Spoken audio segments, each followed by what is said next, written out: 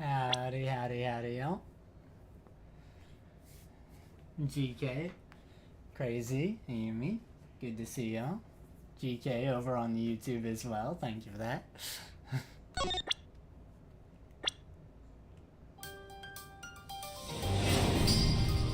And oh boy.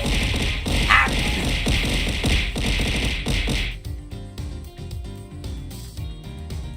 I have been excited for this collection to come out, and it's actually been out for a little bit now, but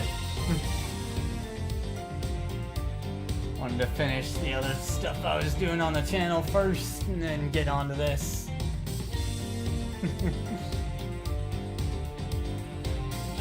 Thanks for being on the YouTube line.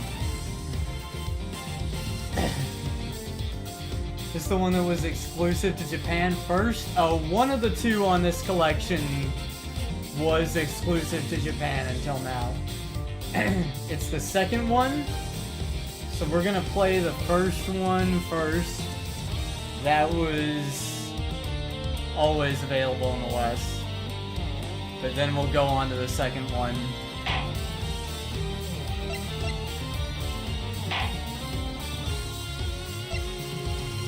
Prosecutor's Gambit, which was exclusive to Japan for a long time.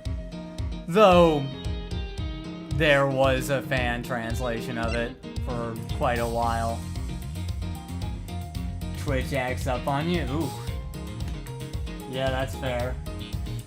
Watching on the YouTube helps. It all helps. So whichever works better for you.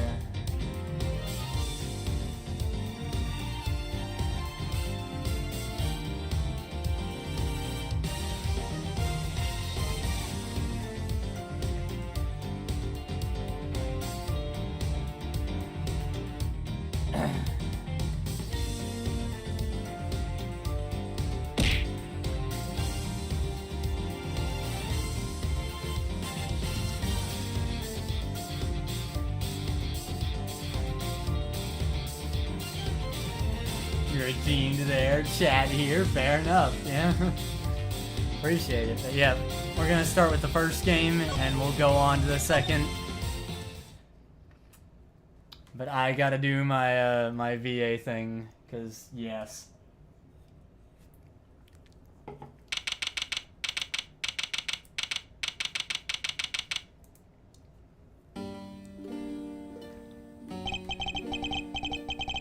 To make sure the defendant is found guilty. What other choice do I have?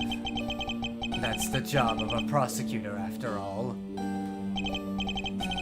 That may be true, but why? Why go this far? Sorry, maybe I wasn't clear enough, but a guilty verdict is all that matters to me.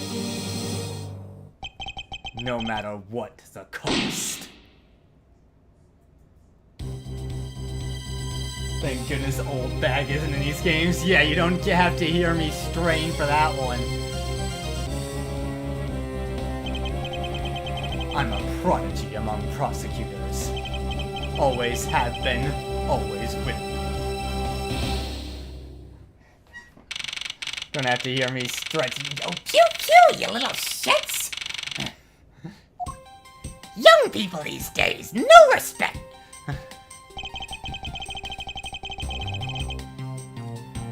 It's hard to believe that I've been away from my office for a whole month. I hope Detective Gumshoe has been keeping an eye on my office and keeping it clean.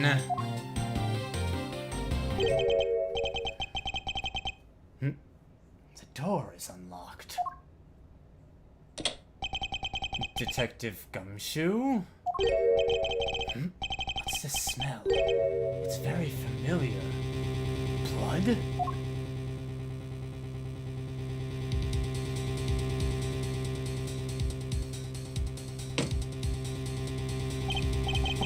What the?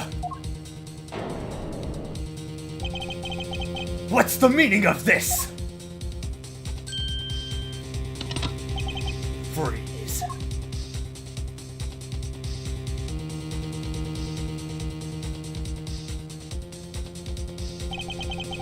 Identify yourself. Shut up. You've got some nerve committing murder in a prosecutor's office. Is that a threat?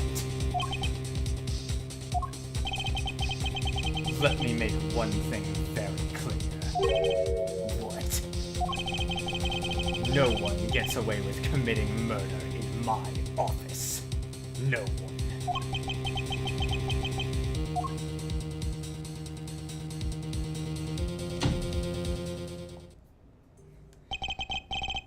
My name is Miles Edgeworth, and I work as a prosecutor in my local district. Little did I know that upon my return home after a month abroad, I would be thrust into a multitude of cases, and some very frantic and busy days. I love how expressive the HD sprites are. You can play with the original sprites on, too, from the DS versions, but these HD ones are really expressive. I love them.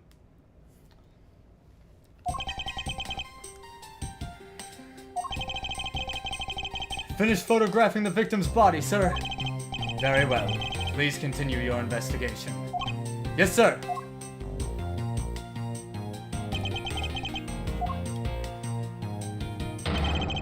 Ah! Mr. Edgeworth, sir! Are you okay, sir? Keep it down, detective. This is a crime scene. I heard a murder had taken place in your office. I ran up here straight away. This is Dick Gumshoe. He's a detective with the local precinct, and the one they assigned to handle this murder case for the time being. You're looking a little pale, sir. Are you hurt? No, I'm perfectly fine. However... Yeah! Look what they did to your office! It's totally trashed! I'll say. The culprit sullied my floor with dirt rather well.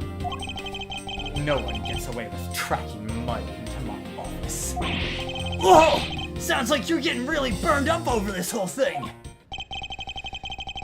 This crime was committed in my office, so it's my responsibility to solve it. That's just like you, Mr. Edgeworth. Okay, time to do some investigating.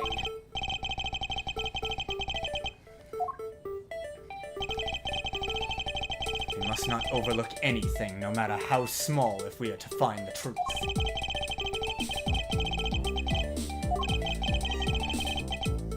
Speaking of things that pique my curiosity, why of all places did the murder occur in my office?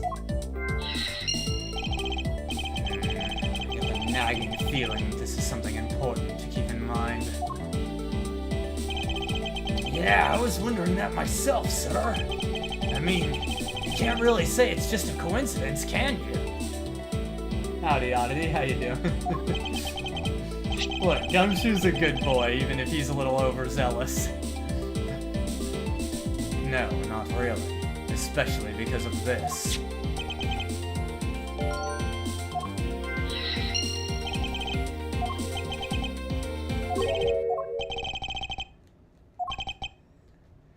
And they explain the logic mechanic.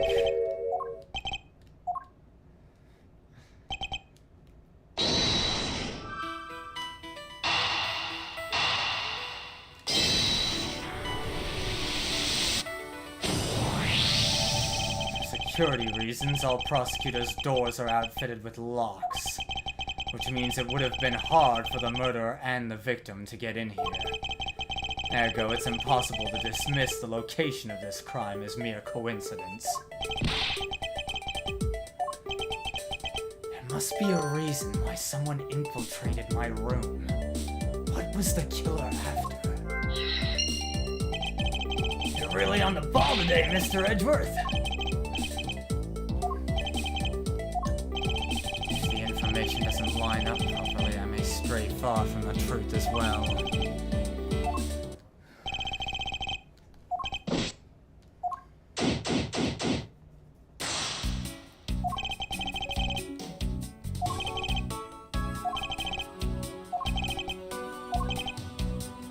Something to try later if I have free time, I suppose.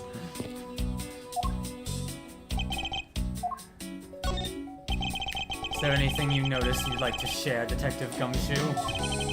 Just that I rushed over here as soon as I heard there was a murder in your office, sir. The investigation's just gotten started, so I guess there's not much else to say. Were you the one that found the body, Mr. Edgeworth? Unfortunately, upon my return, I found my office door unlocked. And what awaited me inside was this whole messy affair. Ah, that's rough. Even though I left the security of this room to a certain detective. Sorry, sir.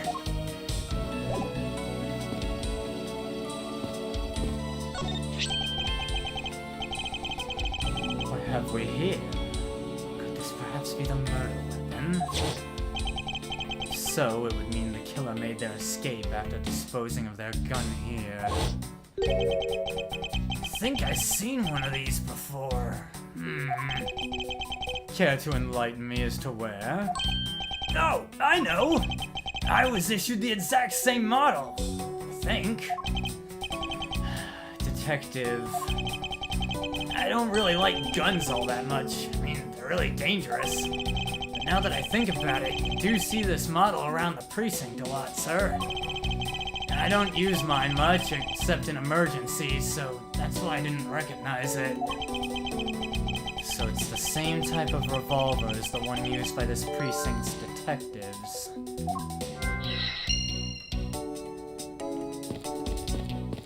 Yeah, how you doing, Odyssey? Oddity?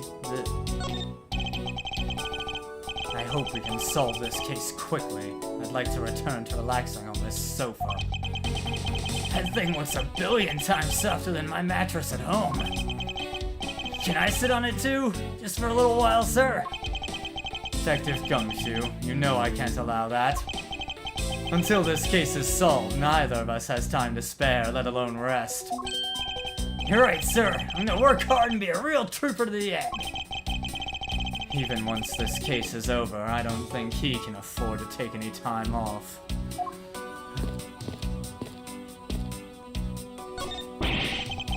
Ow, they even knocked over your chess set! I had it all set up, ready for when you got back. Figured we could play a few games. I had no idea you were interested in chess. I'm actually pretty good at checkers, so I thought I'd give chess a try. In that case, I suppose I can set some time aside after we solve this case. Though I don't expect the games to tax my mental acuity much.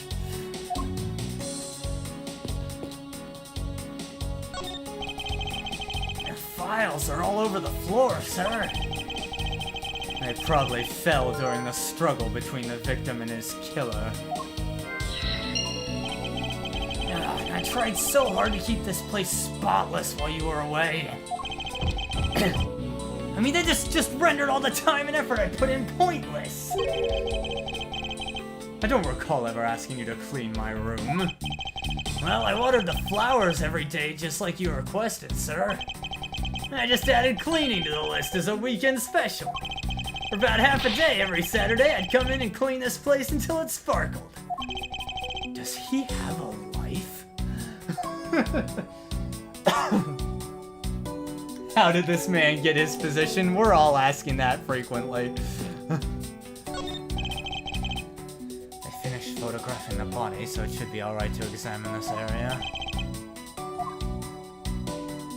I don't believe it! I packed those files on these shelves so tight that not even an earthquake could make them fall off, but just look at them!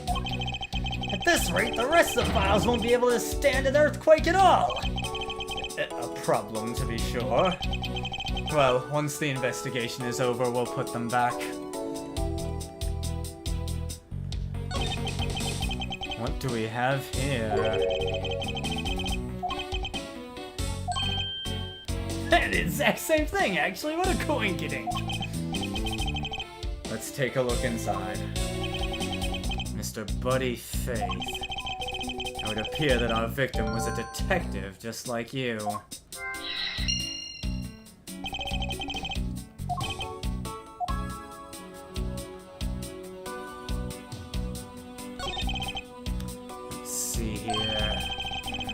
blood all over his lower abdominal area. Looks like the bullet passed clean through his stomach area, sir. In other words, he was shot. Yep, until the autopsy's done, I don't think we'll know much more than that. Please have the body sent to the morgue once they're done processing the crime scene. You gonna be okay with keeping track of the evidence we find, sir?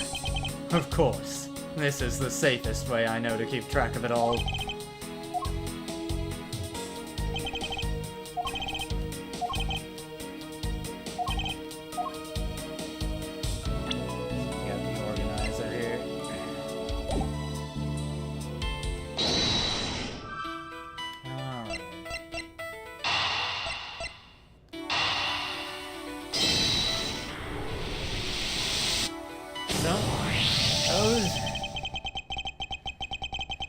The revolver, the standard model used by detectives.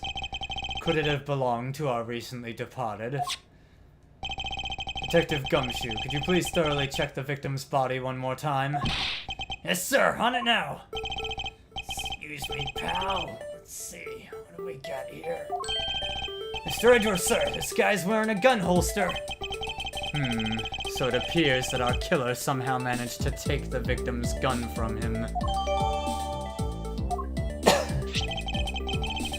Let's see what else we can find out about this revolver.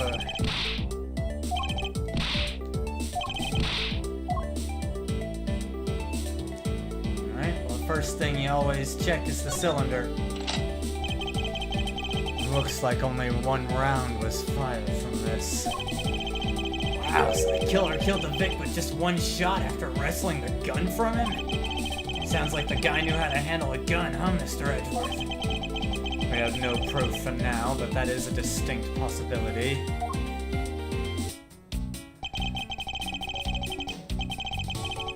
guess this is about all we're going to find out. I should send the body to all... Jim! Why, oh why? How could this have happened to a guy like you? Are you alright? Don't touch me! Leave me alone! Just let me be! Yeah, you noticed something, GK. Good eye. Sorry, but I can't do that. The investigation is still ongoing, so please refrain from touching the body. The body? The body! Don't talk about him like he's just some lump of flesh!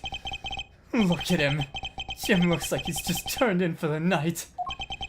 Sure, just in a blood-stained suit, pal.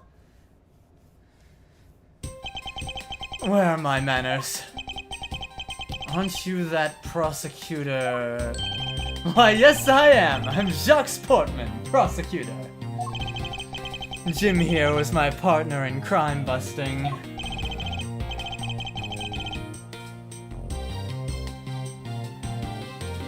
Yeah, I saw that too, Ayumi. They didn't even mention it. I'm Miles Edgeworth, and like you, I'm also a prosecutor. Detective Dick Gumshoe, sir. So you're Miles Edgeworth. I guess this is your office? Yes, that is correct. Then it was you! You're the one who killed Jim! Hey, don't go around jumping to conclusions, pal! Just calm down, okay? I will not! I know how things work around here! High prosecutor's office doors all have locks built into them. And only the owner of the office has the key to his or her own door. That is correct. However, I was not the one who killed your partner. Yeah, Mr. Edgeworth's been overseas on a business trip this whole time, pal. And the key to the door was with me the entire time, okay? So the only one who could get in here was me. Wait, that means... So it was you then! You're Jim's killer! No way, pal! You got it all wrong! Everyone calm down! Mr. Portsman, correct? If you are a real prosecutor, you should know to stay collected. The investigation has only just begun. Isn't it too early to be drawing conclusions? Alright, I get the point. You're right, my mistake. I tend to get a little too hot-headed sometimes. You sure are one cool customer though, Mr. Edgeworth. I've heard all the rumors about you, and the great genius Prosecutor. You're something of a legend, you know. God damn it, Gumshoe. Anyway, let's call a truce and work together, okay? How about a handshake to seal the deal? A pleasure to work with you. You guys were conducting your investigation, right? Sorry for barging in like that. Carry on then. It's your room after all. Thank you. I intend to. I just want a little more time to say goodbye to Jim. You there. Sir!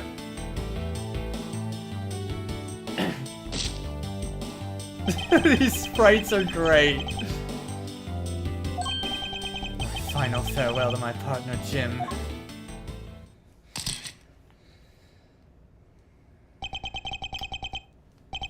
I should probably give them some space.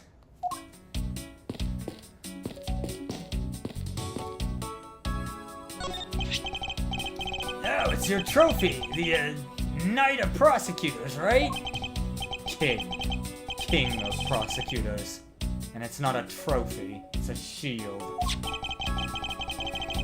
They only send this to the winning prosecutor, right? Yes, but I have no real interest in the perceived worth of other people.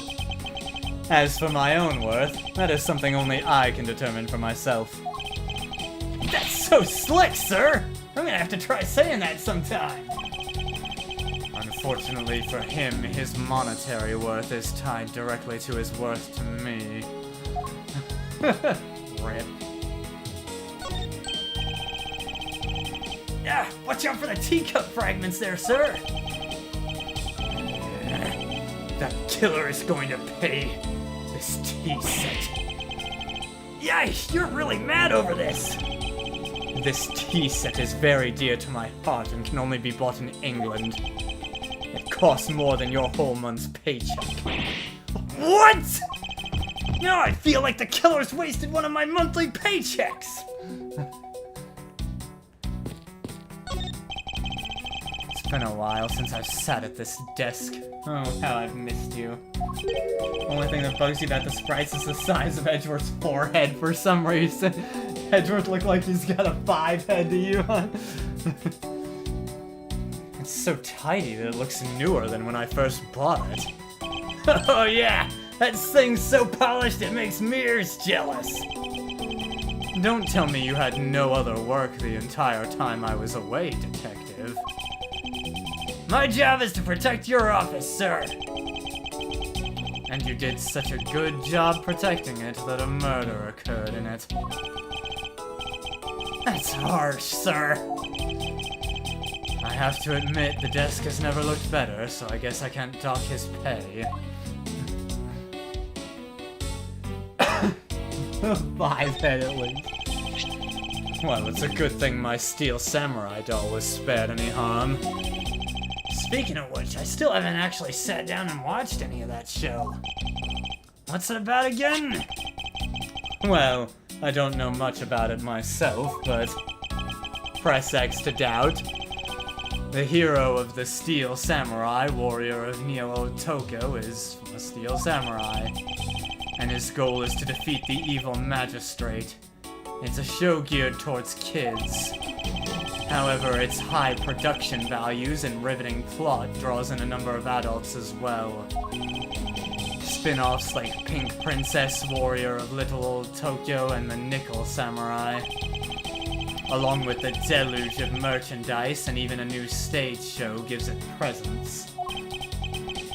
You sure know a lot. You sure you're not some sort of rabid fanboy? Of course not! Anyone that keeps up with society knows at least this much. And that conversation lasted longer than expected. Let us return to the investigation. Not fooling anyone, Edgeworth. Is this yet another batch of fresh flowers? The ones that come with a card attached every month like clockwork for you? Yep. speaking of that, let's see what's on the card this month, sir. All will be resolved. Wendy. Oh, Miss Irony, how painful are thy thorns. She had to get into the game somewhere. Wendy. Isn't that the name of that old lady with the whiny voice that stuck? That's enough, detective. You need not remind me further.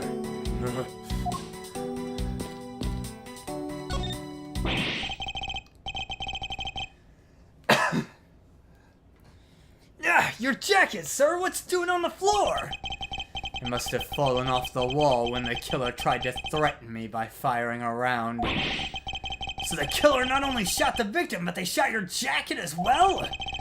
They dared to shoot the ultra-special jacket you made your prosecutorial debut in? What if they'd shot through it? Would have been a disaster! It's not worth getting worked up over, detective. Not when there's something more here. I take it you haven't noticed it yet, detective. There's a giant contradiction right here in front of us. Really? Did I say contradiction? He must be rubbing off on me. I'm starting to sound like him. But I have my own methods and will conduct this investigation my way. When the scene before me contradicts a piece of evidence or seems off, that's when my deductive skills come into play.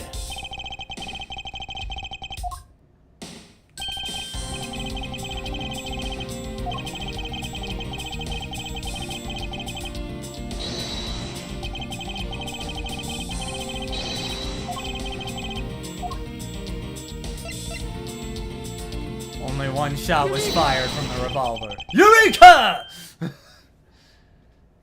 This bullet hole is the contradiction. What do you mean, sir? It's elementary. 2 shots were fired in this room. The first felled the victim, and the second felled this frame. However, this gun was only fired once. Which means that one of these 2 bullets was fired from a different gun. Did the killer have another gun prepared for tonight? By the way, I noticed something, sir. Yes? What's that thing sticking out from behind the frame? Ah, that. It's a secret safe. A secret safe? Oh, I smell money! I'll spare us the trouble and just say it. Nothing like what you're imagining is inside. Now, if you could kindly move this frame out of the way. Talk about dusty! I suppose that's what's happened. That's what happens when I'm not here to dust it once in a while. I had no idea there was a safe here. I'd have kept it clean for you, sir. So when did you put this thing in? It wasn't something I had installed personally. Every prosecutor's office has one. Really? I had no idea. Well, only prosecutors are supposed to have knowledge of their existence. So what's inside, Mr. Edgeworth? Right now, nothing. We only use them to store especially important evidence when a trial is in session. That's it? Talk about squashing my hopes and dreams.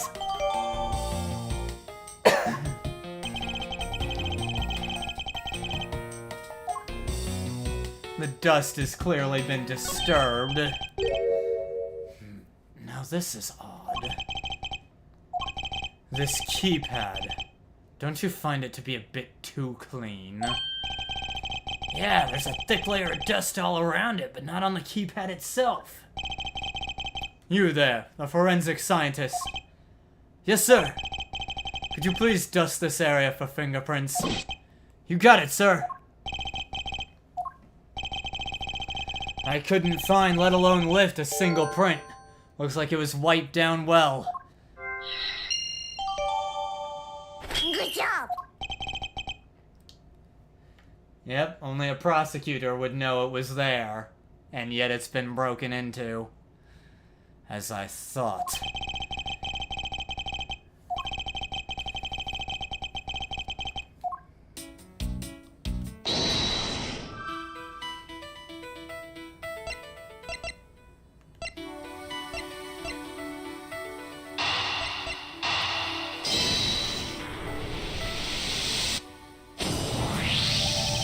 I believe I figured out what the murderer was after.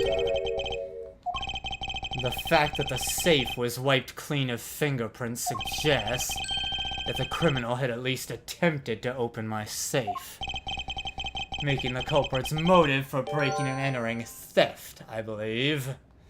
I wonder if knowing that the motive behind this break-in was theft changes what the other pieces of information can tell me about this crime.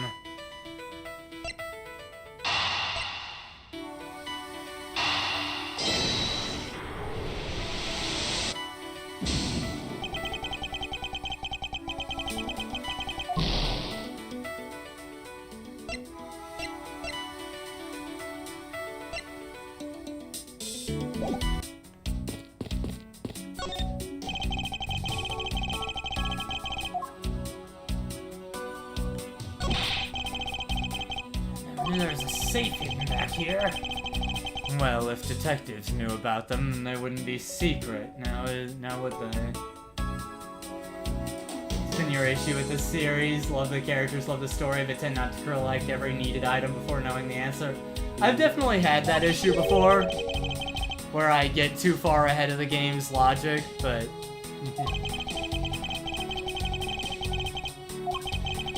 So don't bother looking for them. And what if there was? Do I even want to ask what he's been doing in my office while I've been away?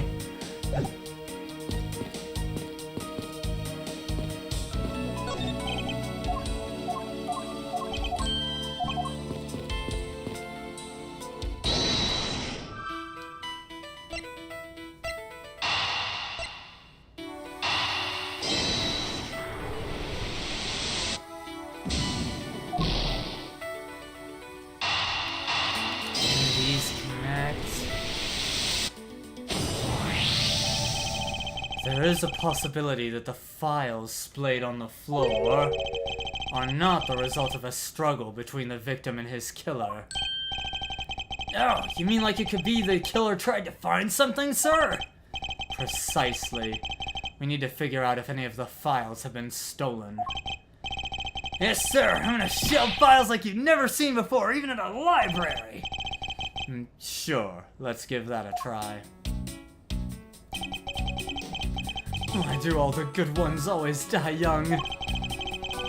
Surely you must ponder that every once in a while, Mr. Edgeworth. No matter how much we lament, the dead will not come back to life. All we can do is search for the truth. And, so what are we supposed to do? How do we go about finding the truth? First, we calmly restore the files to their rightful place. You got it. Here, let me help.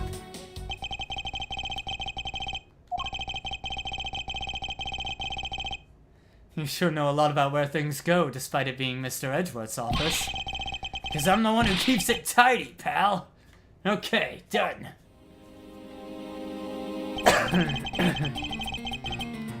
It would appear the murder was definitely committed here. Ugh, the bloodstains on the bookshelf are still fresh. I suspect the victim was killed in a standing position, hence the prints on the shelf. And then the guy fell onto the floor, right? The blood on the floor is kind of grossing me out. Detective, I don't have the time to deal with your weak stomach right now. Yeah, but you know I'm no good with blood, sir. And yet you're a detective.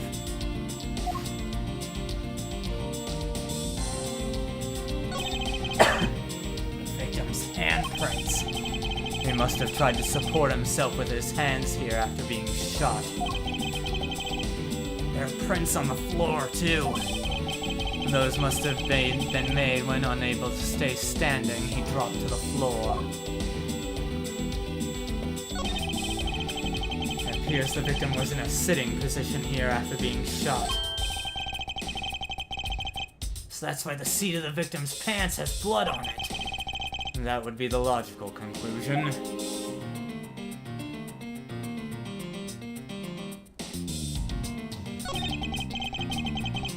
So this is where the bullet lodged itself after it went through the victim, huh? For the bullet to be lodged so squarely in a file spine indicates the files were ransacked after the shooting had occurred. I guess the victim was moved because he was in the killer's way.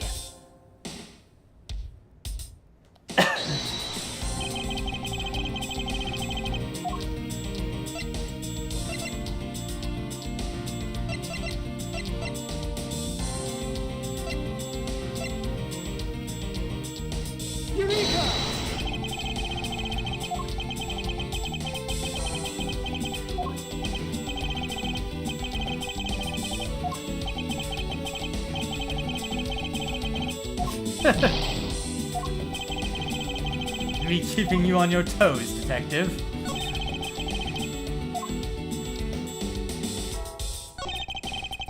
The killer moved the body because it was leaning against the bookshelf.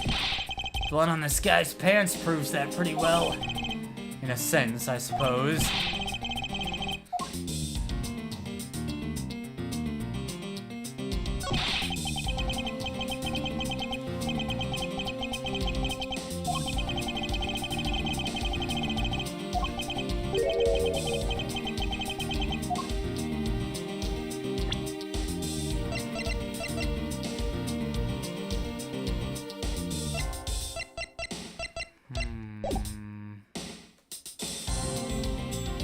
Games can be predictable at times, for sure, yeah.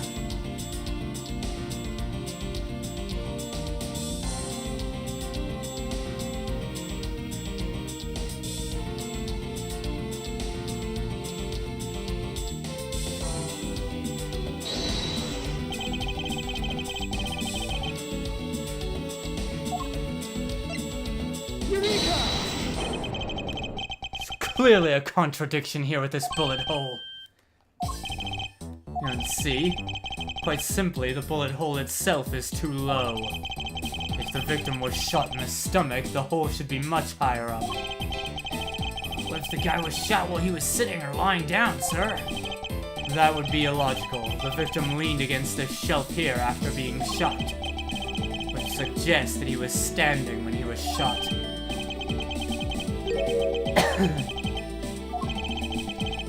Means to use your brain every once in a while instead of mine, detective. In any case, it means someone made a faulty assumption. And it was from this mistake that our current contradiction was born.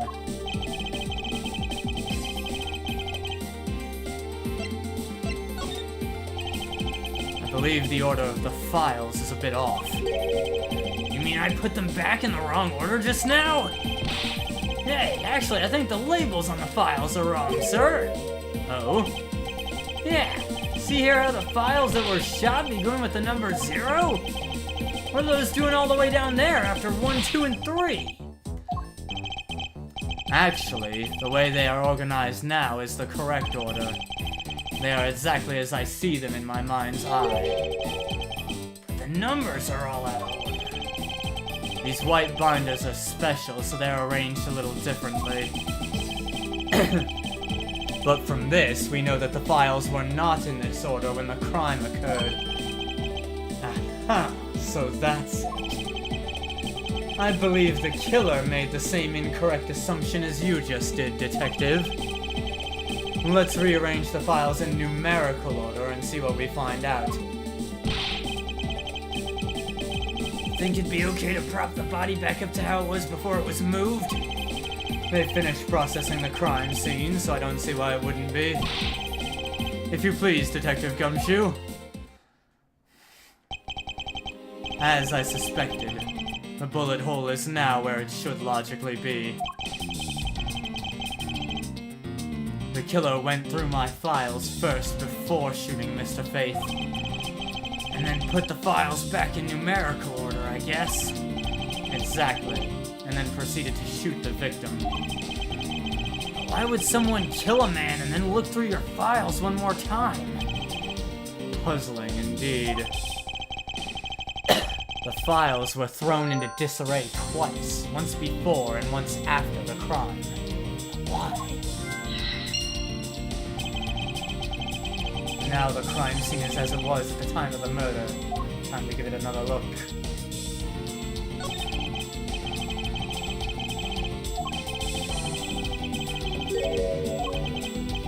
Indeed, there are many things the killer did that don't make sense. To figure out the whys, we need more information. Also, since someone here already noticed the writing, this is...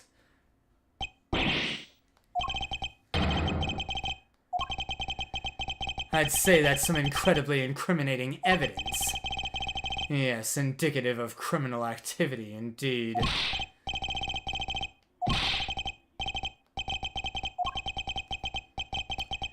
It appears that one of my files was stolen.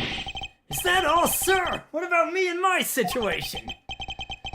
Is this what the killer was really after?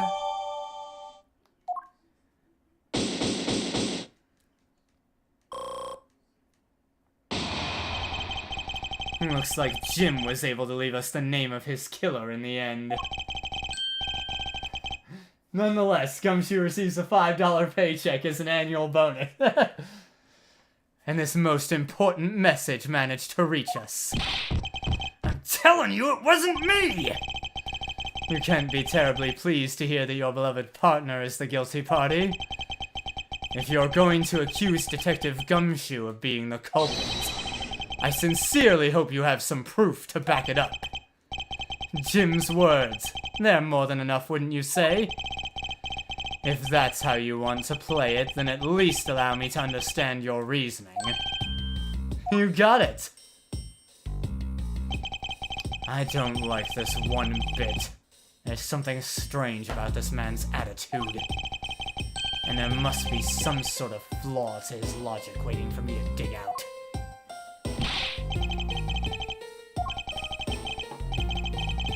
What I always do in court. I'm going to cross-examine him.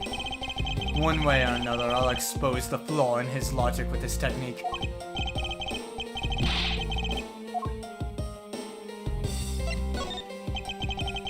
Mr. Portsman, if you are ready. If you don't have time, you could just say so, sir. At least they give you the option to skip that one if you know what you're doing.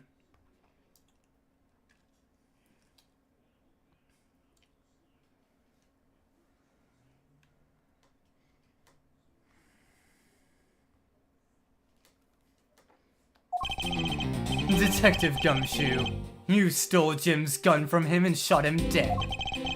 Furthermore, you messed up the files to make it look like you had committed theft instead. That's when you moved Jim's body that was sitting in front of the bookshelf. But thanks to that, you didn't notice the bloody letters his body was hiding. And it will be by his final words that you will be brought to justice. You intend to argue that the victim's dying message points to his killer? I can hear Jim's voice and he's calling for his killer's arrest. Are you sure you're not mishearing his words, Mr. Portsman? There's no way Detective Gumshoe is the culprit here. I will find the flaw in this man's logic and expose it with credible evidence. This one's easy.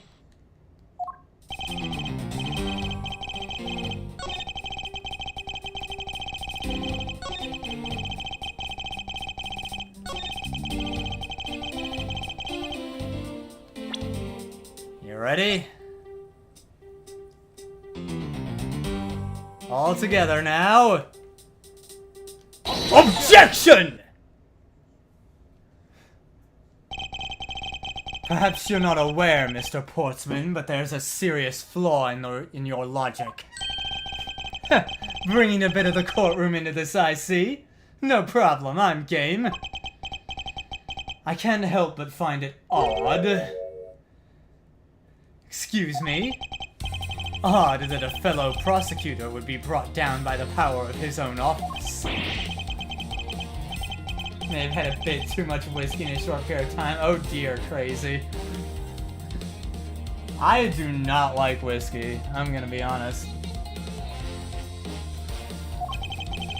If you have the time to laugh, then you have the time to take another closer look at this.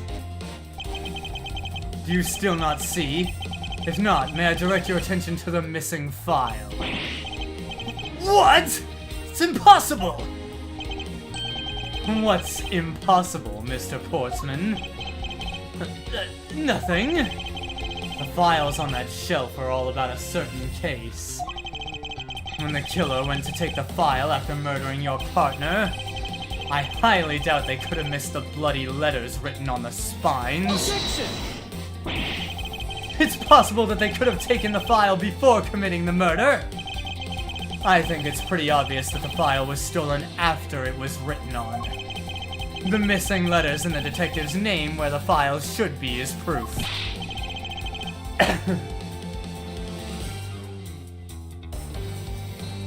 Yeah, we know of whiskey, saying GK. I do not like whiskey, though. I'm more of a rum drinker, if anything.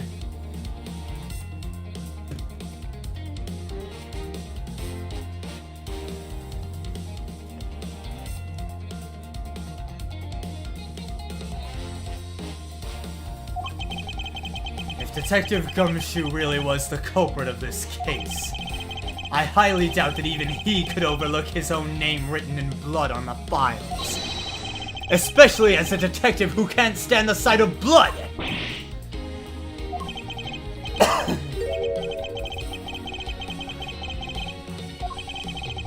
It makes it the work of a criminal intent on tampering with the crime scene.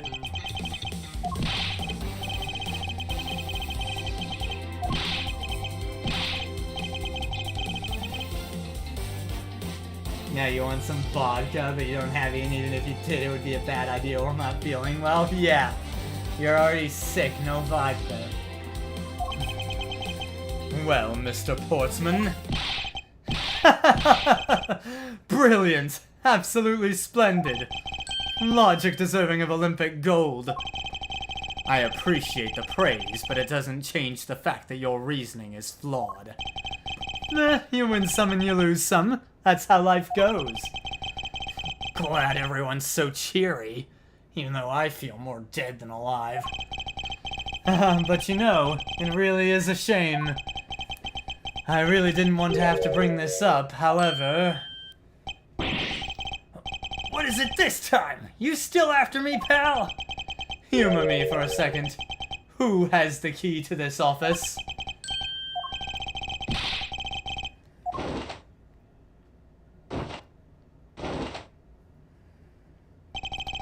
That's absolutely right, and I acknowledge your innocence. Then why do I sense that you still have something to say?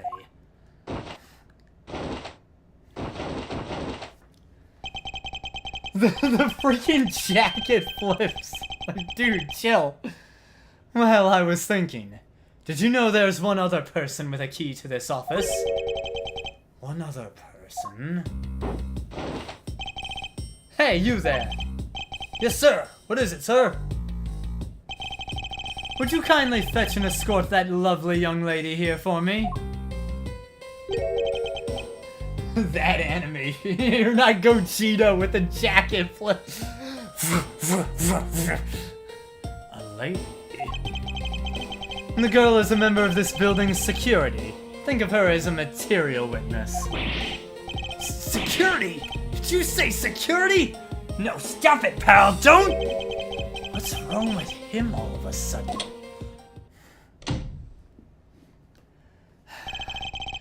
I believe she needs no introduction. I have called upon Miss Maggie Bird, a member of security.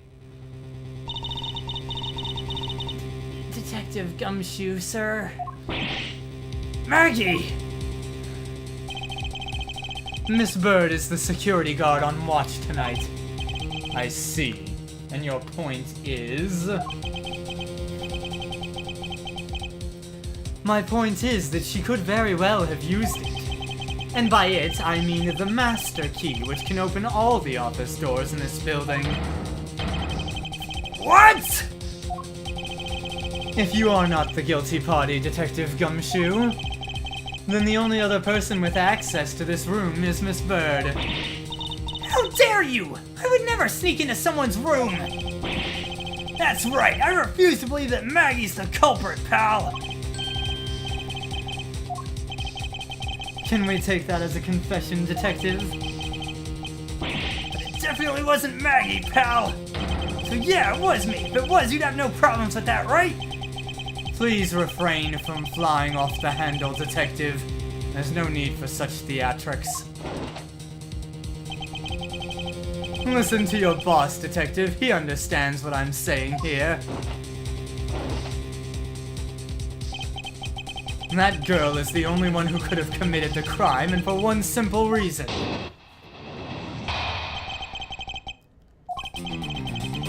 It's pretty obvious that Miss Bird snuck into your room using the master key. I mean, if Detective Gumshoe isn't the one who opened the door, then that leaves only Miss Bird as our prime suspect. On top of which, she knows our good detective, doesn't she? Making it all the more probable that she was the one who faked the dying message.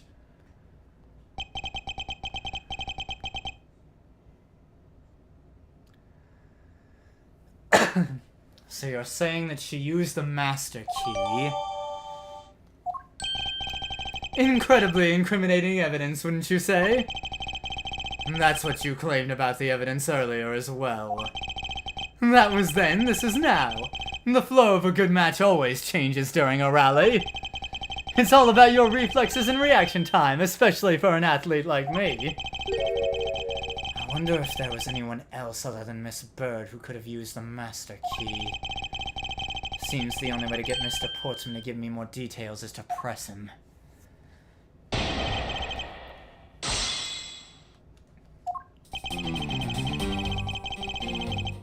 Hold it!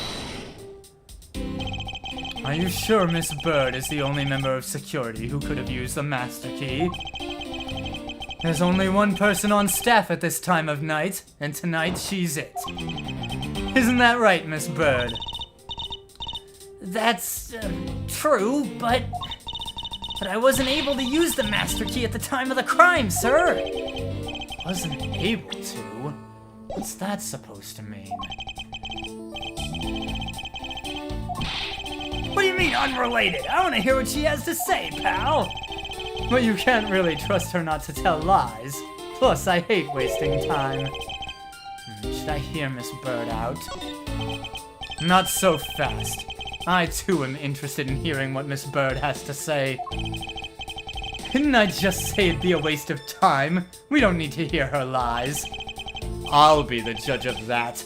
Miss Bird, if you please. I discovered that the master key was missing at around 1 a.m., sir. What do you mean by missing? As in, it wasn't anywhere in the security booth, sir. The killer must have stolen it. Yeah, the Olympic pose. And he's wearing a medal, too. Mr. Portsman, I believe this to be an important piece of testimony, don't you? I can't believe that someone like you would be taken in by such words. I'm not lying, sir! If that's the case, then I'd like to know why you have the master key now. I don't quite know. It just reappeared all of a sudden, sir. Ha! A likely story. And where is your proof that the key was stolen to begin with? I bet you just forgot where you put it and then found it again. I never lose things, I can practically guarantee that! With me, if something disappears, it's usually because someone stole it! Yeah, pal, trust me, you don't want to test just how bad her luck is.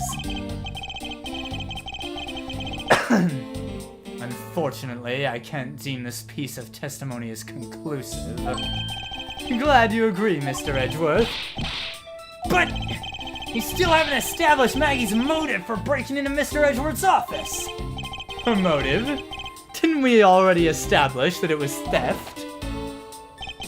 I mean, The culprit clearly went through the bookshelves and at least tried the safe. It is as Mr. Portsman says, Detective. I can't ignore the fact that all the evidence points toward a motive of theft. But I'm done taking blows. It's time to counterattack with a few facts of my own.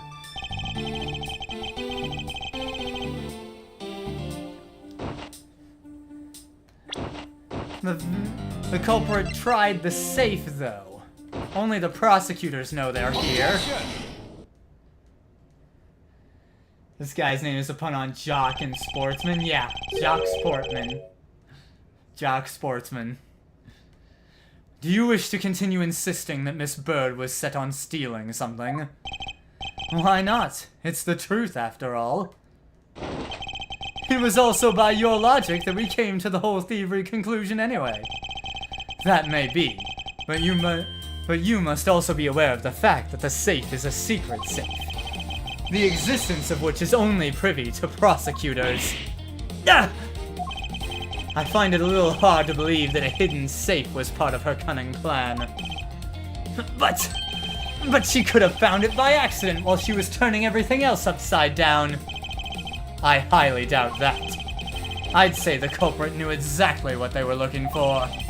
After all, only the bookshelf and the safe were targeted.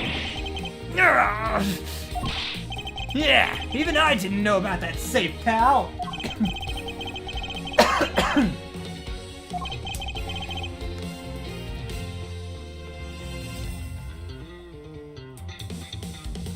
And are you proposing that the killer is a prosecutor? Interesting conclusion. That's definitely looking more and more probable. What's wrong, prosecutor? Do you have a different suspect in mind now? Curses! Why? What made you... What's with the angry face all of a sudden? It's all my fault. What do you mean? It's Jim. He knew about the existence of the secret safes. What did you just say? We were partners, like inseparable co-joined twins. That's why I told him. I filled him in on the secret safes. And that means... Yeah, I know. I only just told him too. Obviously it was wrong of me to tell him. I still can't quite believe it, but the thief who broke into your room was probably Jim. Now he's claiming that the victim was the thief? And you were simply trying to stop him, weren't you, Miss Maggie Bird? Excuse me? I mean, you are a security guard. That's your job. But killing is going a bit too far even in your risky profession. But you're still accusing Maggie of the murder! Yes and no. I mean, she had stumbled upon Jim, who probably drawn his gun. I get it. It was self-defense, wasn't it? No! I couldn't! I could never do something like that, not even as a security guard, sir! Plus, even if he was the thief, he wouldn't have a key to this office! Which is precisely why he had to steal it, wouldn't you say? It was Jim who stole the master key. Pretty impossible for a supposedly stolen key to be here with us unless... Well, unless you retrieved it from Jim after you killed him. Mr. Portsman, are you honestly accusing your own partner of being a thief? I don't want to admit it, but it's the only way for everything else to make sense. Has he no honor? Now then, I think we're done here. The investigation waits for no man. Would you people be so kind as to see yourselves out? You can't kick us out! This is Mr. Edgeworth's office! Ha, but I'm the one who's been assigned to this case. You're all suspects to varying degrees and therefore ineligible to run this show. Listen, pal, how many times do I have to say this? Maggie can't be the culprit. Detective Gumshoe, calm yourself. But sir... We have no choice but to accommodate his request. For now. Haha, thank you, Mr. Edgeworth. At least one of you understands. Now then, if you could remove yourselves from my crime scene, I'd be most grateful. Mark my words, Mr. Portsman, we will meet again. If that's a formal request from the legendary prosecutor himself, then I suppose so. Now don't disappoint me, you hear? Yeah, and the book is still in the room, yeah. If Jim was the thief, he would have the book would have still been there. Oh, that's an autosave, that's why. Okay. Like we need autosaves on this.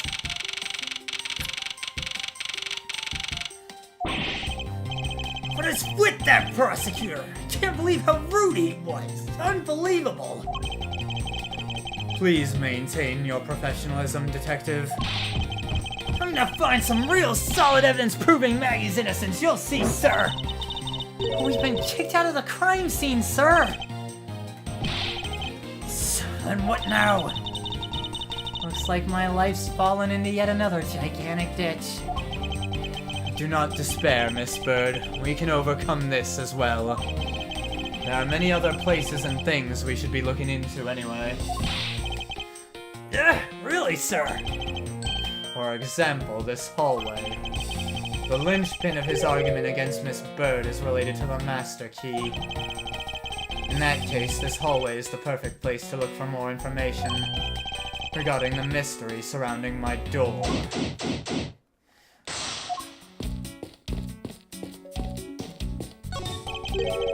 What is a basketball hoop doing here?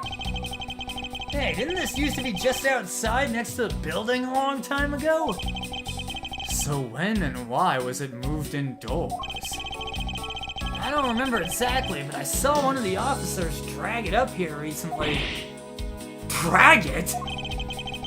I heard it wouldn't fit in the elevator, so the poor guy had to bring it himself. All the way up to the 12th floor? Also, look who's over there. We'll get to him. What's a basketball doing here? That's Mr. Portsman's prized possession, sir. I heard he also plays soccer, dodgeball, and even tennis. And not a single one of these sports is suitable to be played in a hallway.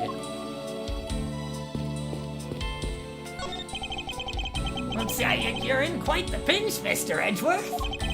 To be sure, a murder within the walls of the prosecutor's office is no trifling matter. We must find, apprehend, and punish the killer accordingly, post-haste. Sounds like a messy case you've got on your hands. If you ever feel lost or need some advice, my door is always open. How gracious. I will keep your offer in mind. Who is this guy again? Poor Payne. This office. 1203. Hey Maggie, whose room is this again? It's Mr. Portsman's, sir. So he's my new neighbor, I see. I suppose he moved in while I was away overseas.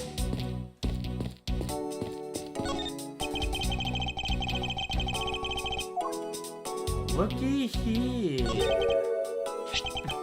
It's... Isn't that the missing Zero Series file, sir? No doubt about it. The bloody letters mark it clear as day. There seem to be a few pages missing. Our thief took only what was necessary and left the rest behind. So what are these Zero files about, sir? I guess they've got something worth stealing in them, huh? Not particularly. It's just a collection of court case files. However, the cases within these files are not mine. Oh.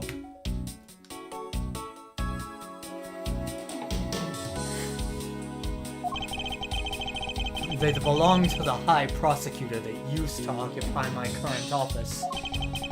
I have my reasons, but let's just say I was charged with keeping them as they were. And that means the thief must have also wanted the file for a specific reason, right? It would seem so. Only the pages related to that case from 10 years ago are missing. I wonder why anyone would care about such an old case.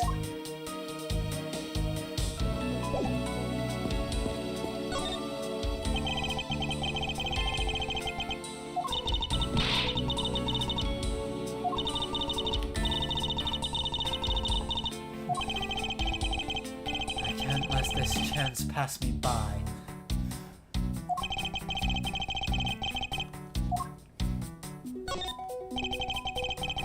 Have you ever met the victim before? Well, I've seen him a couple of times before when I had to go to Mr. Portsman's office. Mr. Faith was always playing basketball with Mr. Portsman, sir. It sounds fun. On second thought, I don't think I'd fit in all that well with him.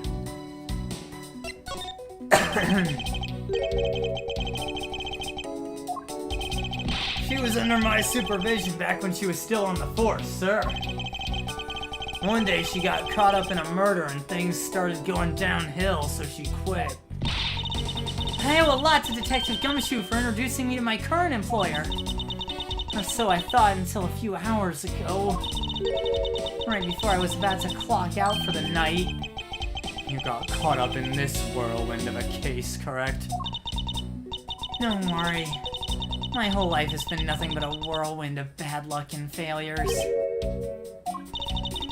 Since I was 6 months old when I fell from the 9th floor of my apartment building. I've been hit by all sorts of vehicles, gotten sick from all sorts of foods, failed at almost every test I've taken, experienced almost every kind of disaster. And now I even managed to be named a criminal just when I become a security guard. That's a lot to go through in one lifetime. I know! Just when I thought I'd finally found my happiness, I wind up getting you and Detective Gumshoe involved in my bad luck. You don't need to worry about me, Miss Bird. Nor do you need to worry about yourself. I will solve this case and prove your innocence. All I ask for in return is your cooperation.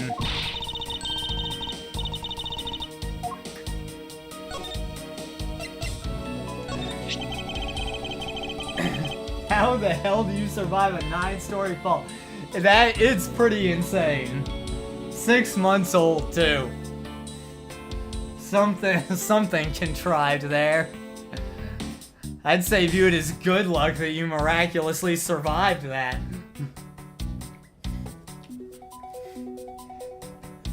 So when did you discover that the master key was missing? By the time I realized it, I think it was around 1 a.m., sir. And I noticed it was back at around 2:30. It was just sitting there on the ledge where the security room's reception window is. But I'm sure that between those times it was not just gone, but stolen, sir. Why is such an important key stored in such an insecure place? It's not like that, sir. We always keep the key further inside the room, away from the window. Always, you say? Except for this time, correct? Well, I admit that it was a bit careless, but I had my reasons. I left it out because I was using it at the time. Maybe a dumpster full of them.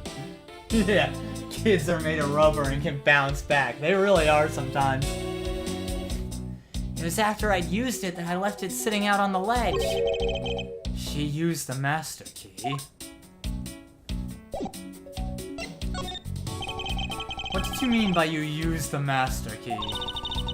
Oh, I had to use it to open the door for this prosecutor who'd forgotten his key. I mean, it's my job as security guard, right? Ah! What is it? That's right! I just remembered! The prosecutor forgot his key! It was Mr. Portsman, sir! What? Please tell me more, Miss Bird, quickly! It was around 12 a.m. Mr. Portsman had forgotten his office key, so he came down to security, sir. And that's when you loaned the master key to him? No way! It's against regulations to loan the master key out to anyone.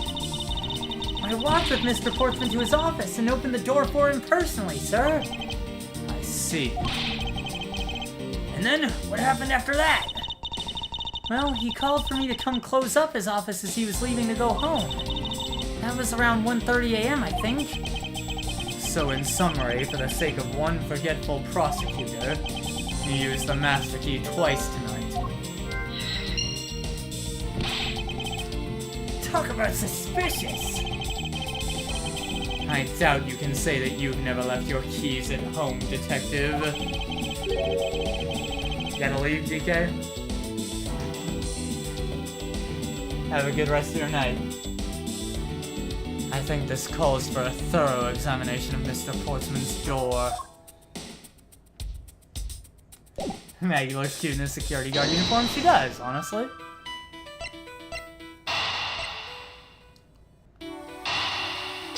Now hold on here. Miss Bird, I'm afraid there's a flaw in your story. No way, pal! I mean, sir?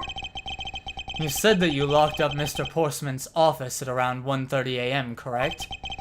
However, the master key had already been stolen at that time. Nothing gets by you, Mr. Edgeworth. I'd totally forgotten all about that, but thanks to you, I remember it now. You're right, it was around that very time that I realized the master key was missing. And? Well, I'm a security guard, sir. I couldn't just admit to losing the master key, could I? So I pretended to lock up his room, sir. Yeah, I used my house key and made it look like I was locking up, sir. So in actuality, you never did relock the door, then?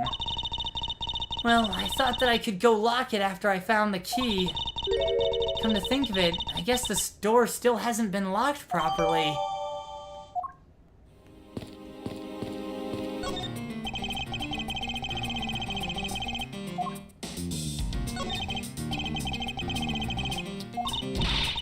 Can't mistake it because of that, but since you were already occupying it, we put him next door. Why was Mr. Portsman so particular about getting room 1202? I'm not sure, but I bet it's because of something like his birthday's December 2nd? Yeah, that's gotta be it. I can't think of another reason why. I can think of at least 3. Why am I even wasting time thinking about this? The door is locked tight. Bet the old credit card trick wouldn't work here, huh, Mr. Edgeworth? This is the office of a high prosecutor, detective. These doors would be pretty ineffective if the average cat burglar could get through them. Might I advise you to return that conclusion to whatever pawn shop you bought it from? It's Mr. Portsman's personal basketball hoop. I can't believe he put something like this in the hallway of a prosecutor's office. But you know, it's actually pretty useful, sir. I haven't gotten lost trying to get you your office since it's been here.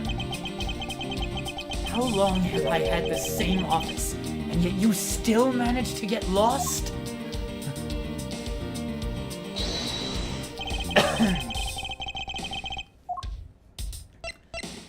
But if Maggie couldn't relock the door, then why is it locked tight? If what Miss Bird has said is true, then why is this door locked tight? You know, you're right. Miss Bird, are you sure you didn't relock this door? I'm certain of it, sir. And I don't think Mr. Portsman noticed himself that I hadn't. Which means what, sir? It either means that he actually does have the key to his office, or that the door Miss Bird opened wasn't this one at all, but a completely different one. She opened a different door? But how can you prove that? There's an easy way to find out. All we need to do is... Is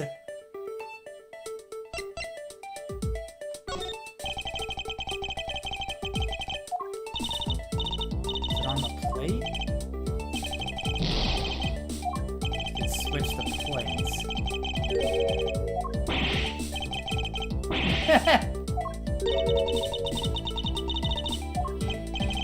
Yes, that's it.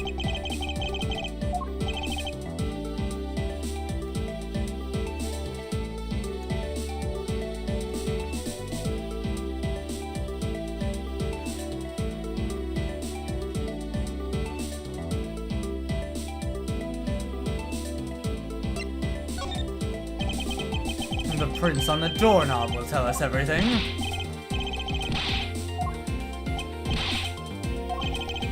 There's no need for such belligerent. Portsman's and Mr. Fate's prints on this door should be on this knob as well. Maggie's. Take that! Don't you find it odd that the prints of the person who unlocked this door are absent? You mean... Yes, the door that Miss Bird opened could not have been this one, but a different one. Internet, are you quite alright? Did I drop any frames just now?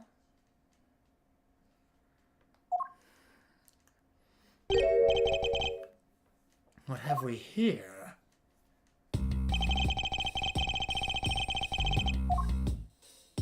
What's this? What are you looking at, sir? Hey, how about a game? That's okay, Detective. I just found the position of this hoop to be a little off. Didn't seem like there were any frame drops? Alright. Seemed like my internet hiccuped for a bit. Guess it shifted when someone made a seriously sweet slam dunk. The positioning of the hoop is definitely unnatural. I better take note of this.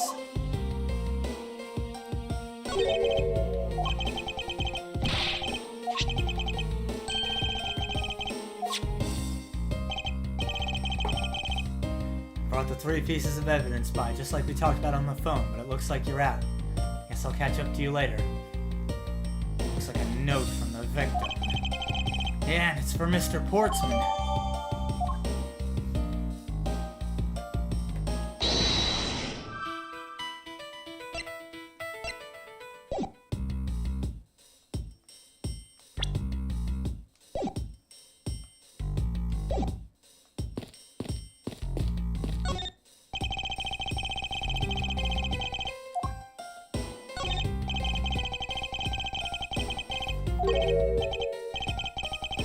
Hey, these number plates slide right out, sir. They have to be able to take off the plate off when a room becomes vacant, you know? Although, the idea that it can be so easily removed is kind of...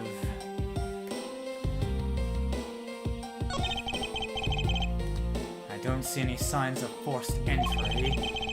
And according to the guard, no signs the lock was picked either, sir. Meaning that the door really was opened with a key. Did you happen to ask if any prints were lifted from the doorknob? Apparently the doorknob's clean as a whistle. Wiped, they think. Whoever this thief is, they did a good job of not leaving any clues behind.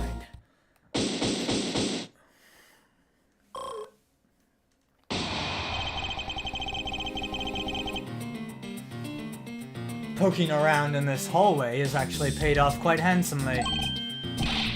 Huh? How so, sir?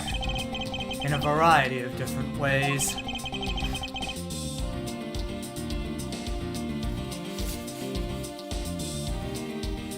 No, no.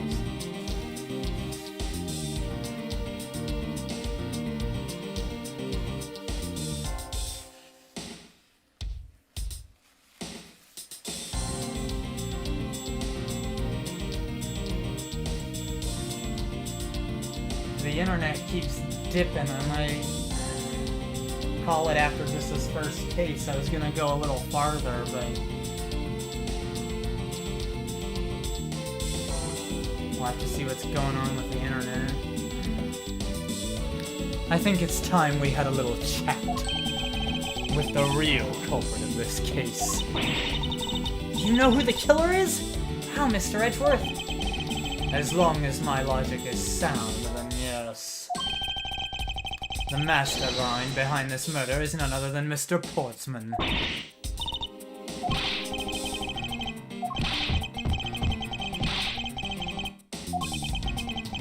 anything but logical. Lady and gentlemen, prepare yourselves. Come what may, it's time to knock on truth's door.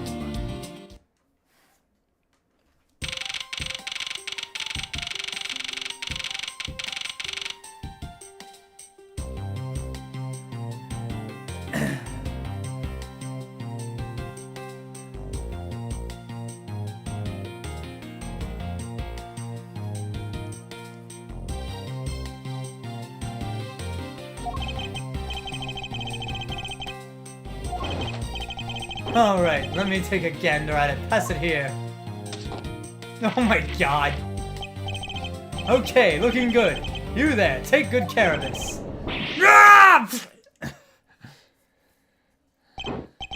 Well, if it isn't Detective Gumshoe. End of the line for you, Portsman. We've got you now. Call off your dog, Mr. Edgeworth. Is this some kind of joke? It's no joke.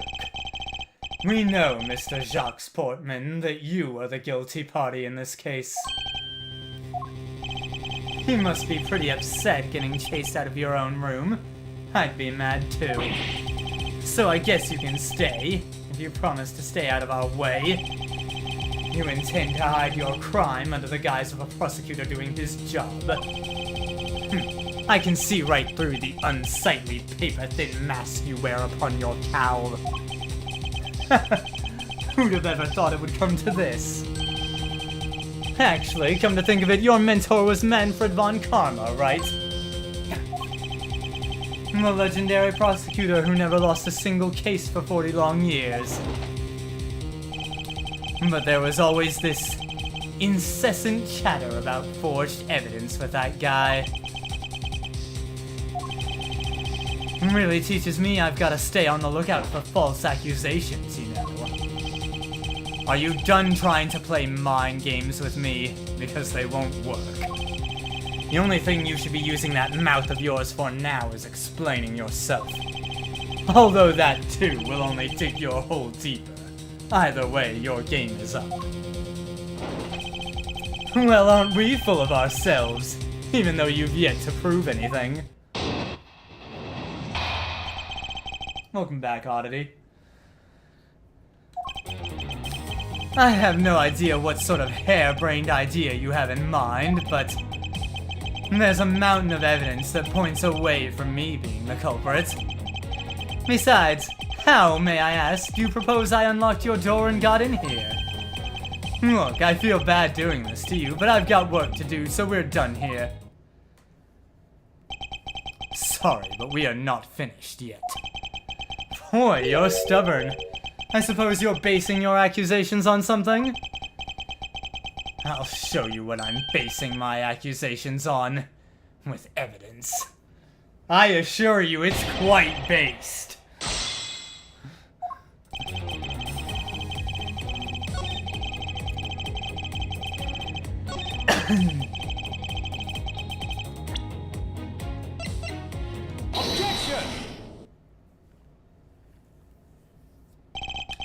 I believe you were able to open my office door. With the master key, no less. Objection! Wait. Hold on for a sec. I never laid a finger on that key, as you already know. Precisely. You were able to open my door without lifting a single finger. Well, maybe you did, but only to direct. That's right. You used your finger to direct this person to open my door with the key. Take that!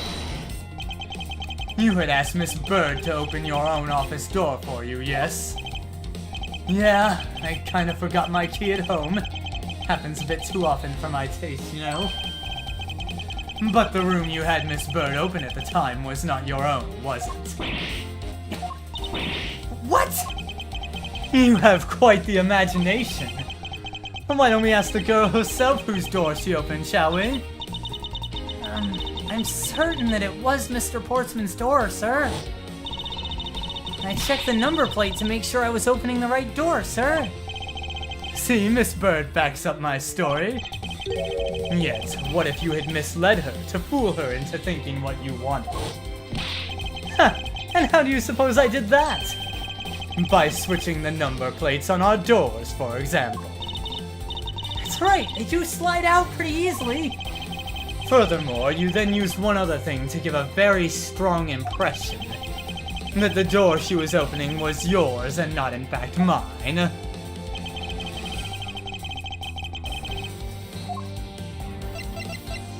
Take that! The basketball hoop. It's quite the peculiar fixture in any hallway, let alone a hallway in this building. Which is why it left an unusually strong impression on you. It's an object perfectly suited to sit just outside the office of a peculiar prosecutor. Yeah! It's very true, sir. Because there was a basketball hoop sitting there. I thought the door I was opening had to be Mr. Portsman's. There are signs that the hoop has been moved. To sit it in front of my office, to be sure. I see. So that's how you throw suspicion on people. Thanks for the tip. But I think your conjecture is a little off the racetrack.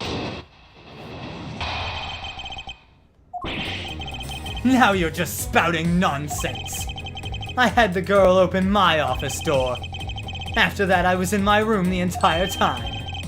You don't have a single reason to suspect me. So he intends to claim his innocence to the end, does he? I'm as pure and innocent as my jacket. And Miss Bird is as dirty and guilty as the jacket she wears. My jacket's not dirty, I'll have you know. I just washed it yesterday. Please calm down, for I intend to show who is the one truly covered in slime here.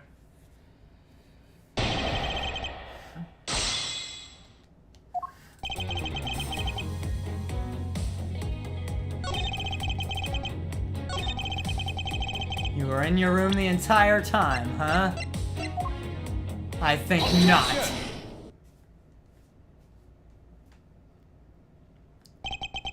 That was a lie.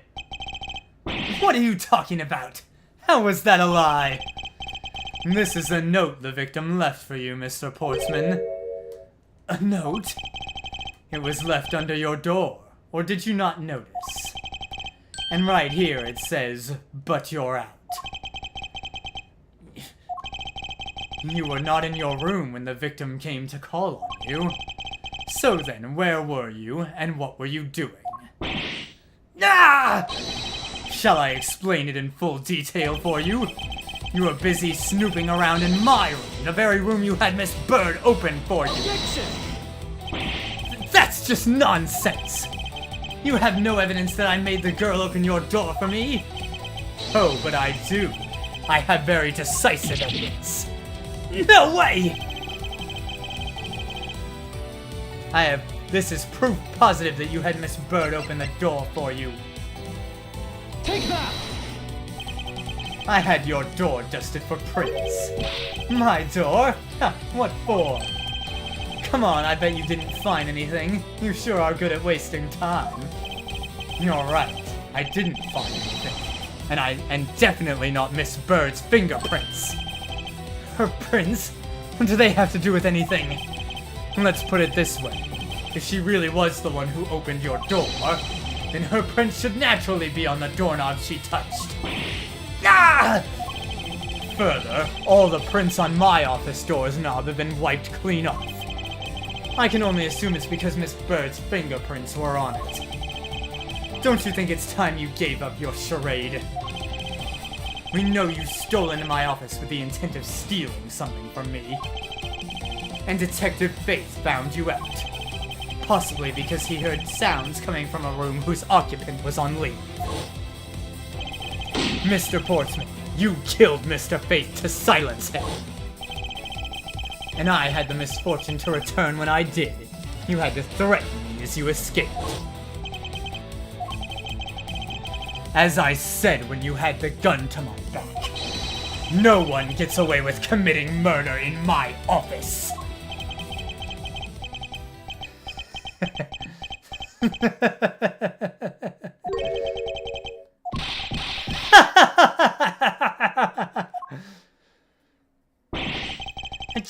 What's so funny, pal? Well, that look of stiff seriousness on the face of this office's finest prosecutor, as he makes a huge mistake in accusing me, is simply too much to bear.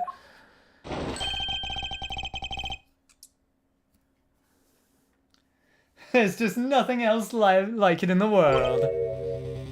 Yeah, Pursuit Lying Coldly is a great track. What?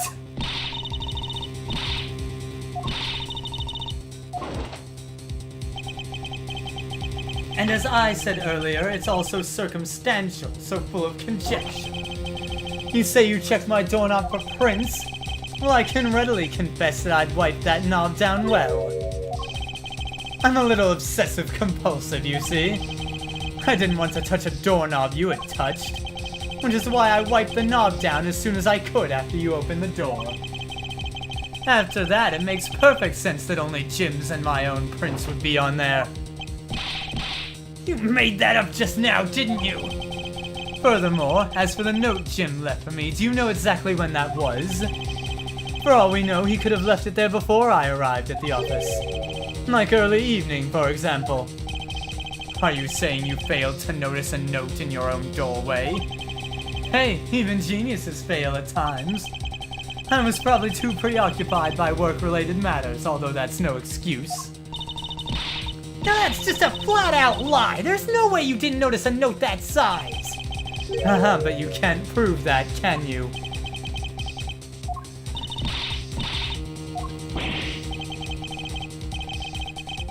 Can't prove that he didn't simply overlook it.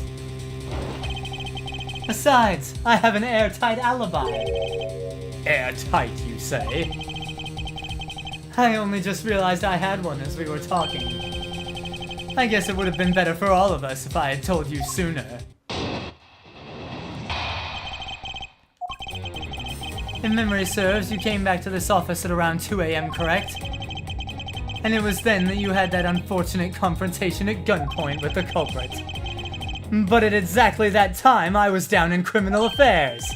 Ask around. I'm sure the other detectives will corroborate my story. It's the perfect alibi. Do you really think that it's perfect? Like I said, I don't care. Ask around all you like, you'll see for yourself. Detective Gumshoe. Sir, yes sir. I'll go check out his alibi, sir. Be right back.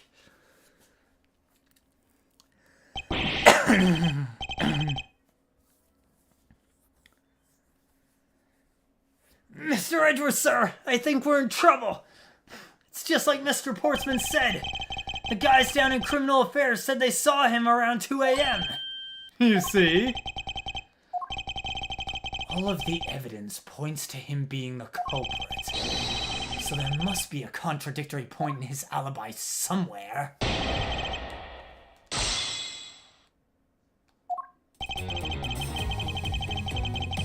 Hold it! You are correct. It was around 2 a.m. Are you sure? It's really important you're spot on with the time. I remember checking my watch then, and make no mistake, it was 2. Ooh, giving testimony like a pro. Okay, so you came back to your office at 2. Hold it! Yes, however, you are the only one who claims to have bumped into the culprit. So tell me, did you see the person's face? Was it me who you saw? It was pitch black, so I couldn't actually see. Objection! Oh, come now. I'm sure you saw something. Try a little harder, why don't you? Beginning to feel like I'm the one being interrogated here. Oh well, it doesn't matter if you remember or not. It only matters that you ran into the culprit. Hold it! So you paid the Criminal Affairs Department a visit. Yep. Right after I left the prosecutor's building, I headed straight for the precinct. Hold it! Well, we did go and ask around to confirm your testimony. And it was just as I said, right? Yeah, Yes, sir. A number of detectives say they saw you at around that time. See? I have the perfect alibi. Impossible. He actually does have a perfect alibi. What's wrong? Why the sudden sullen look on your face? I think we've reached the end of the line and it's time to get off this crazy train.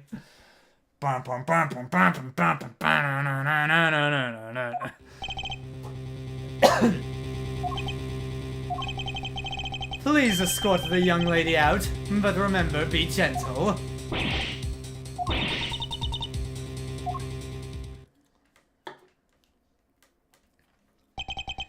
Is there nothing I can do? There must be a way to turn this situation around. If I only had a clue.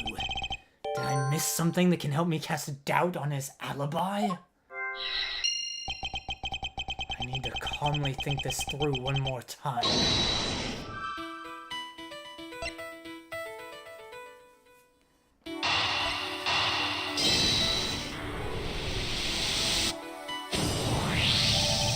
There were 2 bullets left at the scene of the crime. One that robbed Mr. Faith of his life, and one that nearly robbed me of my jacket. However, the murder weapon only shows signs of being fired once, meaning that it is entirely possible that a second gun was used in my office tonight. But seeing as how the killer had to steal Mr. Faith's gun, I doubt the killer had another gun up their sleeve. Therefore, the second gun could have been the property of an entirely different person, which could mean that there was another person who paid a visit to my office tonight.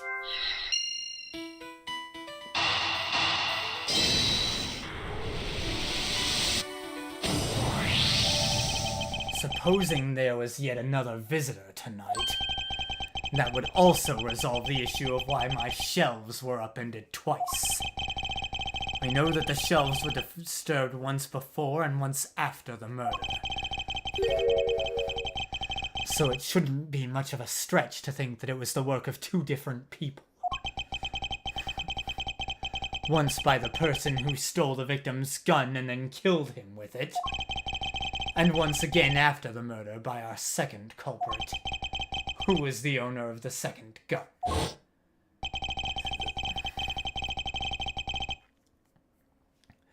If we suppose that the second culprit's gun was the one that was pointed at my back... Objection!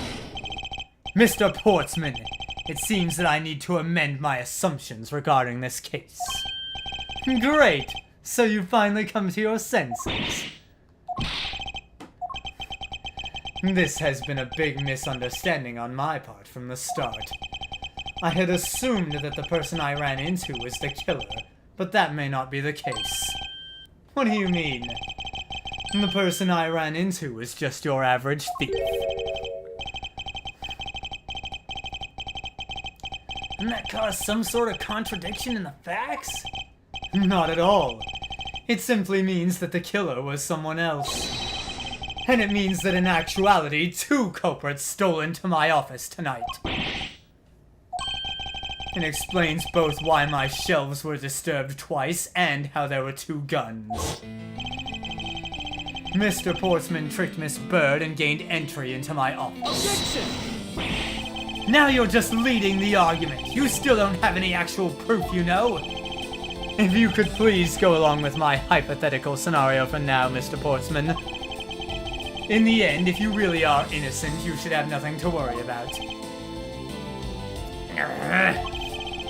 Now then, returning to my scenario, Mr. Portsman was out to steal something from me. Which is why he checked my secret safe and ransacked my shelves. This is the first time. Correct. And then, just when he was about to look somewhere else, who should walk in but his own partner, Mr. Faith? Why did Mr. Faith come into your room, sir? He probably had business with Mr. Portsman, which is why he was in the area. But that's when he noticed sounds coming from my office, would be my guess. Because you were supposed to be away, right? Correct.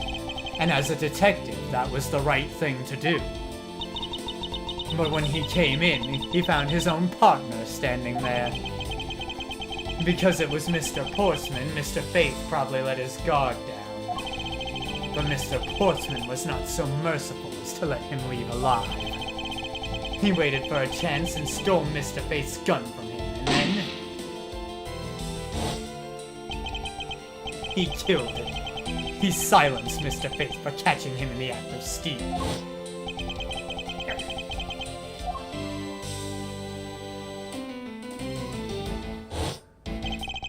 This was the moment in which the first shot was fired, the one that landed in my files.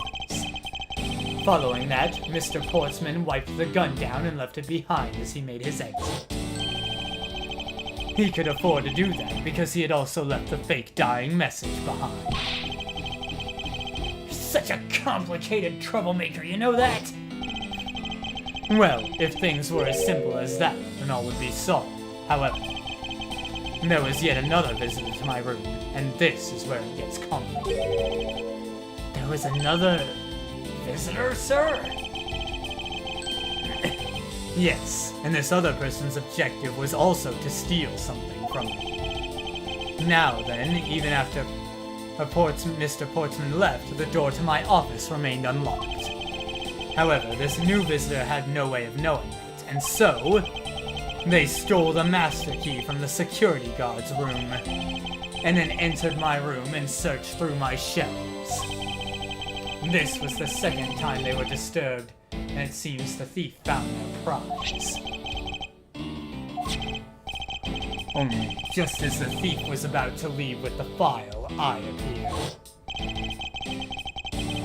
The thief then threatened me with their own gun and made their escape. The second bullet was fired during that brief encounter.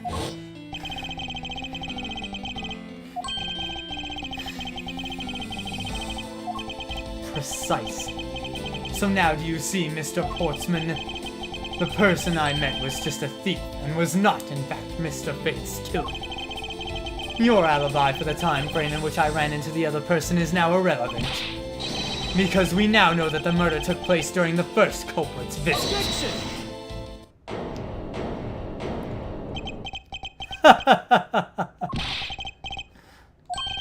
Absolutely splendid. Your scenario explains everything. But you know, it still doesn't change the fact that it's all circumstantial. Supposing if, and that's a big if, your theory is right, it would indeed render my alibi, which has withstood scrutiny, mind you, irrelevant.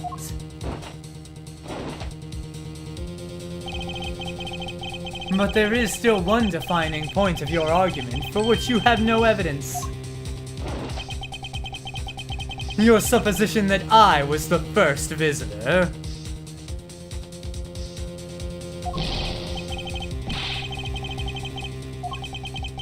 But he has a point. I have absolutely no proof at this point.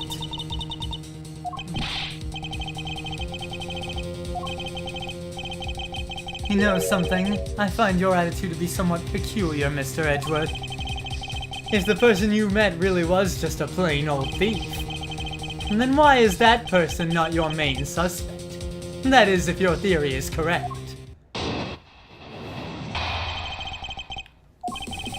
That thief you ran into should be your real suspect, wouldn't you say? We should be out there looking for that thief right now. They might still be nearby. I hate to repeat myself, but as I've already said, I was training in my room. And when Jim came to deliver some evidence to me, I was down at Criminal Affairs. So I can't be expected to know what happened around here after I left.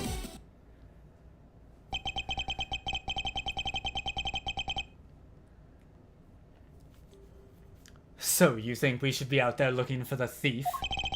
Of course! Now isn't the time to be having these dead-end discussions. I don't think it's at all dead-ended. I find your alibi to be fascinating. Let's continue where we left off, shall we? I know he's lying. I know he was here at the scene of the crime. I just have to find a way to prove it.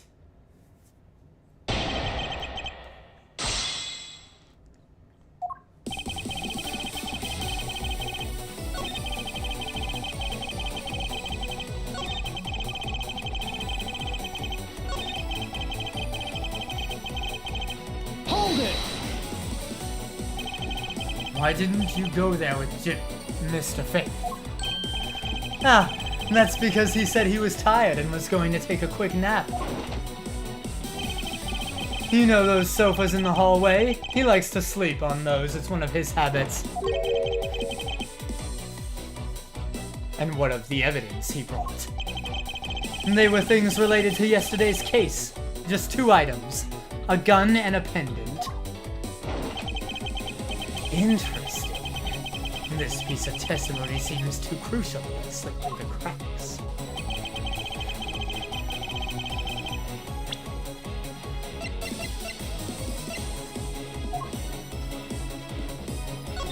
But Objection! that doesn't match. Only 2 pieces. I believe the proper phrase here is, you fail. Excuse me? You fail as a prosecutor, Mr. Portsman, as you intend to keep evidence hidden from me. What are you talking about? I haven't hidden anything from you. Well, here's a piece I think you should read carefully. It says that Mr. Faith is bringing 3 pieces. Yes, and this is the victim's real dying message to you, Mr. Portsman. I can't believe to get tripped up by simple arithmetic. Where is the missing piece of evidence? It's... You have it, don't you? Only the guilty would make such a face. Detective Gumshoe! You don't have to say it, sir. I'll pat the guy down from head to toe. Don't come any closer! I'm warning you! This is all part of the investigation, pal, so don't even think about stopping me! No! Hey, what's this? Had this on him, sir! Despite what you said, it would appear that you do have something to hide. Why would he hide something like this? There's only one reason why anyone would hide evidence of this caliber. Because it would unequivocally point to that person himself as the real killer. Let's examine this videotape in a little more detail. For the section of the tape that will drive the last nail into his coffin. That's blood, isn't it? Yes, and I believe this is what the good prosecutor was trying to hide from us. This blood is still fresh. You mean this might be Detective Faith's blood? No, you've got it all wrong. No amount of denial can save you. We have but to run a blood test to find the truth. You told us that you had received evidence from the victim earlier. Now you will tell us when and how did the victim's blood find its way onto this video. Was it at the moment of his death? Did Detective Faith have this videotape on his personage when you killed him? You know very well there's no way to prove that! Not even if I were to examine this tape for fingerprints? If I had to take a guess, I'd say that the only ones on here would belong to the murderous you and Mr. Faith. No, impossible!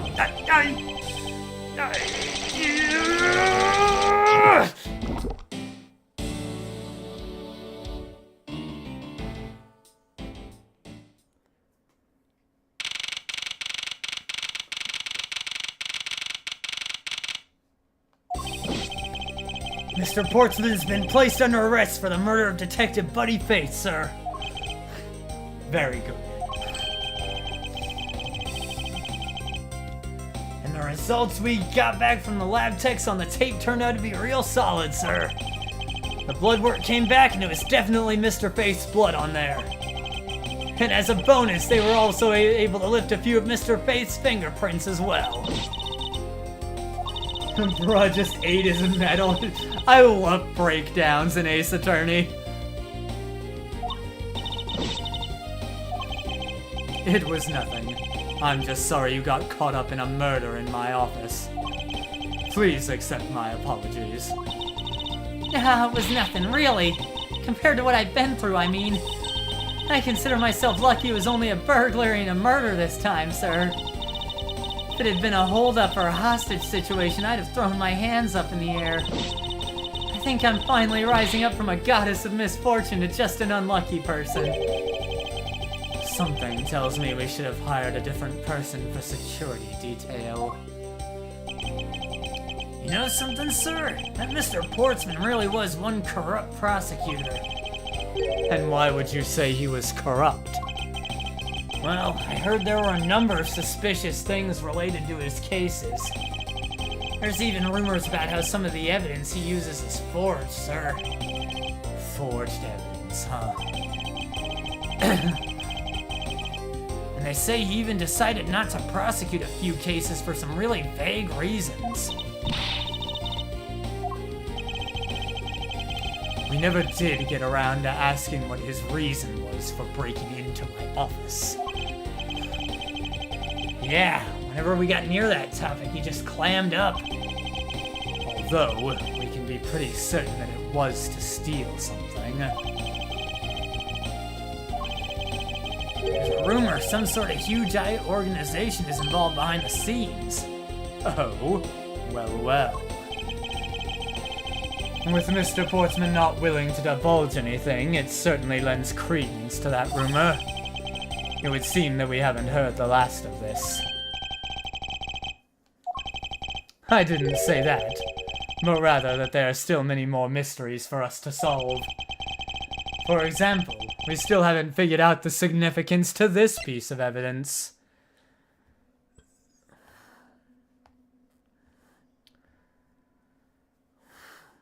Take that! The person who stole this file. The other villain of the night. Yeah, I wonder who it was. And what happened to the stolen pages? I wonder, who in the world was it that held me up at gunpoint? Mr. Edgeworth, sir. Yes? I came across this while I was processing your office earlier, sir. This card! What is it, sir? Is that a bird or something on there? It's not just any bird. It is the mark of the raven. A three-legged raven. Even you should know what this is, detective. No! It's about that thing, isn't it? That great thief everyone's talking about. Yes, it is the mark of the great thief Yatagarasu. Under the mark of a legendary bird, the Yatagarasu is noble to the end, a modern Robin Hood. Labeled mysterious and phantom-like, the Yatagarasu appears and vanishes at will. Though we don't know much about this thief's ultimate goal, we do know the targets. The Yatagarasu likes to find and make public evidence of corrupt dealings of all sorts. The theft is always performed in silence and always with perfection. Once a target is chosen, no dramatic calling card or announcement is sent forth. Instead, the chosen corporation is infiltrated without even the target noticing. Some days later, the evidence that was found is sent out to the mass media, along with this single card. Although, it has been a while since the Yatagarasu's last appearance.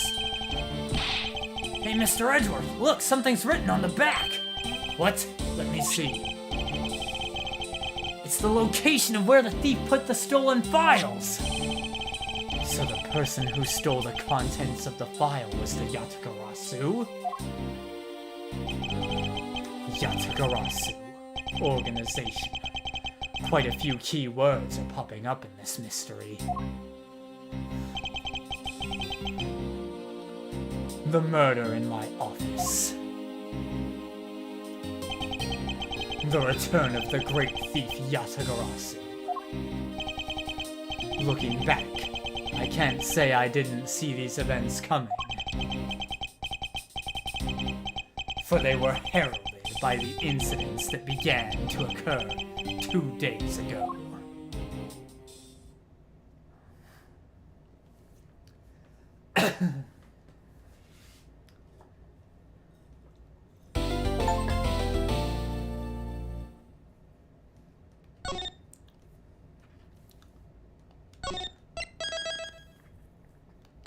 All right.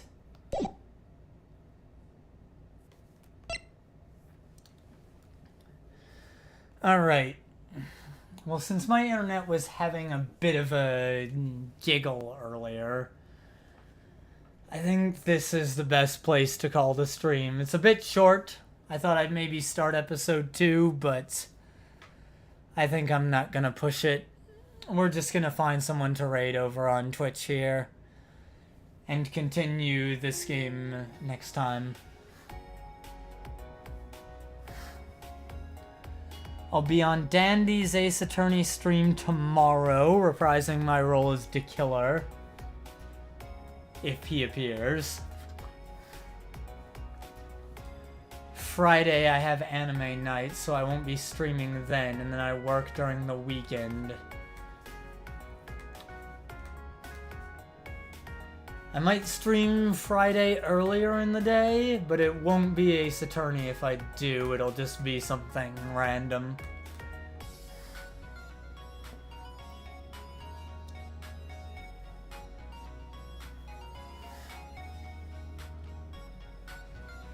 But I'm gonna end the stream over on YouTube, and then we'll find someone to raid on Twitch.